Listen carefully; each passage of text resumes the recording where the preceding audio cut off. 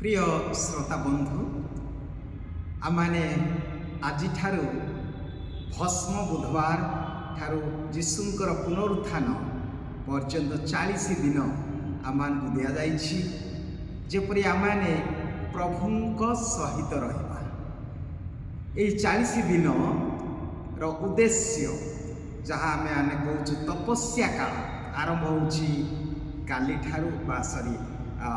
भस्म बुधवार ठारू आई दिन आम संवेद होचु देवालय को आसुचु चर्च को जाऊचु आमर मथारे भस्म दिया जीवो यही सब कौन सूचाए आज जो लिटर्जी उपासनार विभिन्न रंग आपण मैंने देखुं विशेष भाव में यही सब आमान को सूचई दिए वर्तमान समय मन परिवर्तन समय वर्तमान समय तपस्या काल समय है प्रभुंक निकट को फेरी जीवार समय एड़ा हूँ गोटे समय जितेबाला आम निजे जीवा कौटी आम जीवा डेजर्ट बा मरुद्यान को जीवा मरुभूमि को जीवा जोठी जीशु 40 दिन शैतान द्वारा परीक्षित होते आठी से शुणिले ईश्वरंकर योजना जानापी चेष्टा कले। यही 40 दिन आम जानूँ पुरातन नियम मोसेस 10टी आज्ञा आनिबा पूर्वर से 40 दिन से सिनाय पर्वत रे समय बितेइथिले प्रभुंक योजना प्रभुंकर इच्छा प्रभुंक सहित रही 40 दिन मोसेस आम जानूँ होरेब पर्वत को जाइथिले एलिजा 40 वर्ष 40 दिन से यात्रा करथिले से होरेब पर्वत को आम जानूँ नोहांक समय मध्य से वृष्टि हेबा पूर्व 40 दिन से सही प्रकार थिले तेणु यही 40 दिन जीशु रहिबे से मरु प्रांतर आमने यही तपस्या काल जीवा मरु प्रांत अर्थात आमने वर्तमान रोचु एते नॉइसी वर्ल्ड सबुआड़े केवल शब्द विभिन्न प्रकार शब्द आ डिजिटल द्वारा आम कान सब विभिन्न विषय आम शुणुचु किंतु आम यही समय ईश्वरंकर वाक्य शुणा अर्थात प्रतिदिन ये 40 दिन बाइबल पढ़ा प्रभुंकर स्वर शुणा प्रभु कौन चाहते मो जीवन पाई प्रभुकर चिन्ह कौन आम केवल निरोलार स्थान प्रस्तुत करवा आम पहाड़ पर्वत जीवा दरकार नहीं आम दूर जगह को जीवा दरकार नहीं किंतु आमरी गृह एक स्वतंत्र स्थान एक स्वतंत्र समय आम प्रस्तुति करवा जोठी आम पितांकर स्वर शुणा केवल पितांकर स्वर केवल शुणा ता साथे साथे मध्य आम शुणा ए गरीब दीन दुखींकर स्वर जो माने आमर पड़ोशी माने अच्छी जो मानकर वास्तवता जीवन केते कष्ट जंत्रणा रही से स्वर शुणा आम स्वर शुणा आमर अंतर प्रभु कौन कहते तेणु वर्तमान पुणे पिता लियो से विषय कहते it is a time of listening it is a time of listening to God listening to others listening to the poor गरीब दीन दुखींकर हृदय आर्तनाद शुणवार समय तापर प्रिय भाई भौणी माने आमे मध्य एटा होछि गोटे समय यही 40 दिन जेतेबेले जहाँ प्रत्येक धर्म रे अच्छी जेमिति प्रार्थना प्रार्थना दान चैरिटी एवं आमान को उपवास यही माध्यम प्रत्येक धर्म आम भावु कि यहाँ हूँ मूल विषय पवित्रतार बढ़िया ईश्वरंकर निकटवर्ती होगापी प्रार्थना उपवास एवं दान आ कौ भाव आम करिया कथा ताहा मध्य प्रभु जनाती उपवास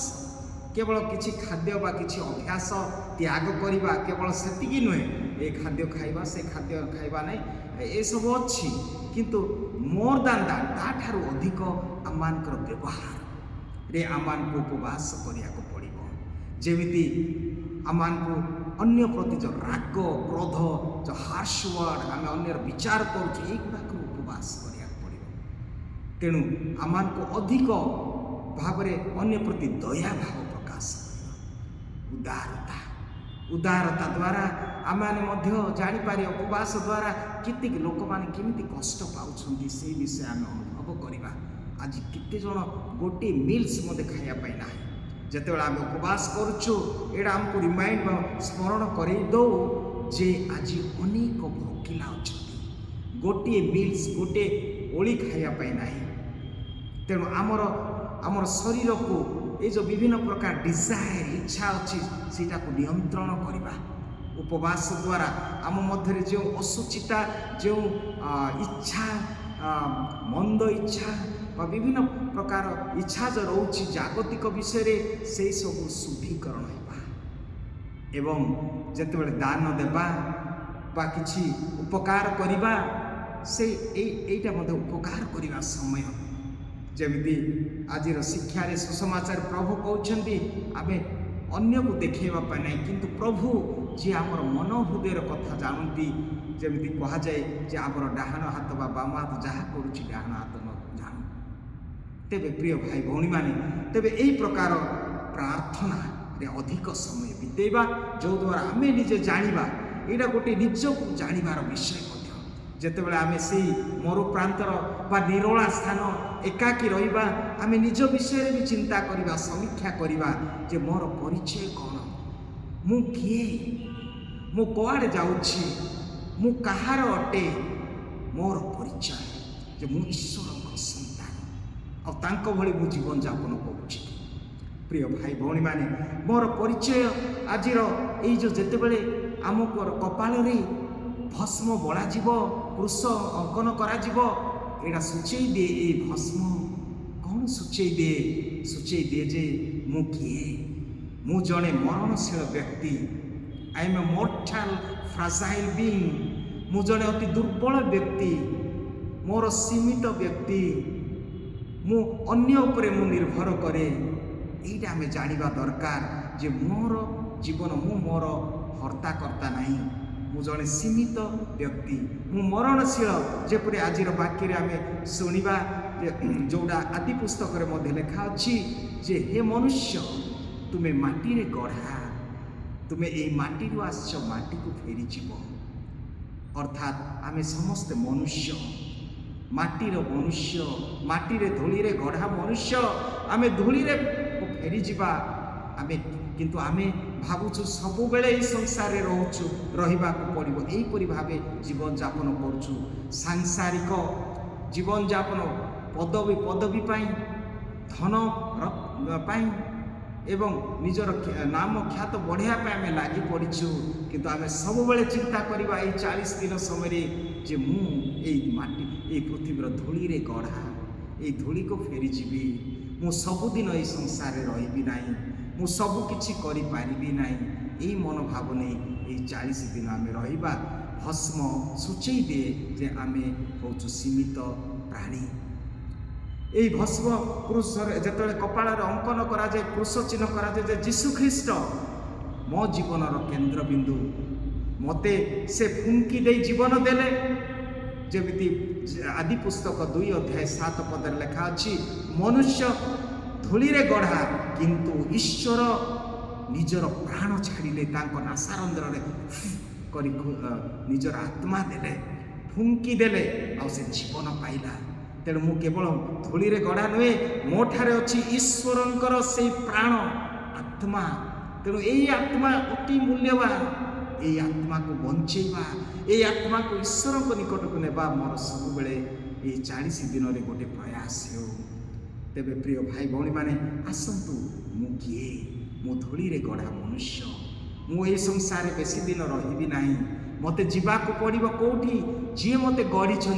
जी मते श्वास देइछंती आ मोर आत्मा जोठी जीव से प्रभु पाखक फेरी जीवा। तेणु आसतु प्रिय भाई भौणी माने ए दिन मानकर आम अनुताप करवा मन परिवर्तन करवा निजर पाप पाई दुख प्रकाश करवा आमर कैथोलिक मंडली रे जो संस्कार अच्छी पाप स्वीकार संस्कार करवा एवं पुनर्मिलनर जीवन यापन करवा जहाँ सहित राग क्रोध आम चिन्हवा मुझे जाऊँगी मु कौन करुच्ची क्या सहित शत्रुता अच्छी क्या एपर्यंत मु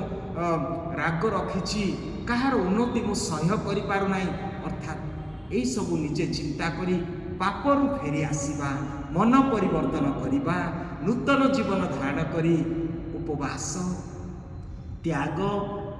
एवं दान द्वारा आमे पवित्र हे प्रभु पाक जा जोटी मिल आनंद शांति आमे पुनरुत्थित हेबा। 40 दिन पर केवल कष्ट जातना जीशुंकर स्मरण करवा ता साथे साथे आमे आमर आशा जे आमे जीशुंक पाखक जीवा जीशुंक परि पुनरुत्थित हेबा पुनरुत्थित जीवन आमे बितेबा। प्रभु हम समस्त को आशीर्वाद करतु जेपरि प्रार्थना द्वारा दान द्वारा एवं उपवास द्वारा आमे निज निज को शुद्धिकरण करी ए तपस्या काल अर्थपूर्ण करवा मन परिवर्तन करवा। प्रभु हम समस्त को आशीर्वाद कर।